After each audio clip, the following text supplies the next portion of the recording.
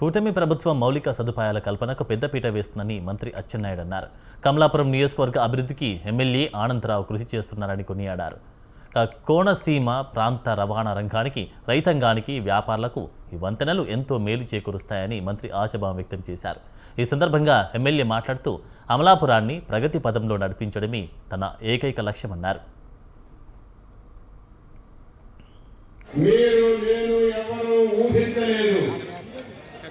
ఎవరు కోరుకోలేదు. మనకి ఇష్టం లేకపోయినా రాష్ట్రాన్ని రెండు ముక్కలుగా విభజన చేశారు. ఆ సమయంలో ఎన్నికలు జరిగాయి.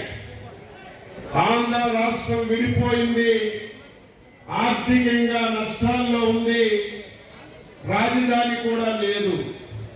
ఇటువంటి సమయంలో చంద్రబాబు నాయుడు లాంటి వ్యక్తి మన రాష్ట్రానికి ముఖ్యమంత్రి అయితే మళ్ళీ ఆంధ్ర రాష్ట్రం యొక్క చరిత్ర దేశ విదేశాల్లో ముందుకు వస్తుందని చెప్పి 2014 ఎన్నికల్లో చంద్రబాబు నాయుడిని రాష్ట్ర ప్రధానికి ముఖ్యమంత్రిగా ఎన్నుకున్నారు.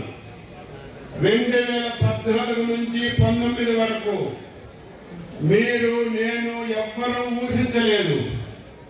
ఎందుకు ఊహించలేదంటే విడిపోయిన సమయానికి 16,000 కోట్ల రూపాయల లోటు బడ్జెట్ ఉంది. రాష్ట్రానికి రాజధాని లేదు.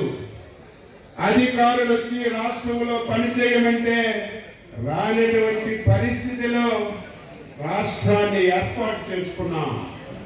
ఇటువంటి సమయంలో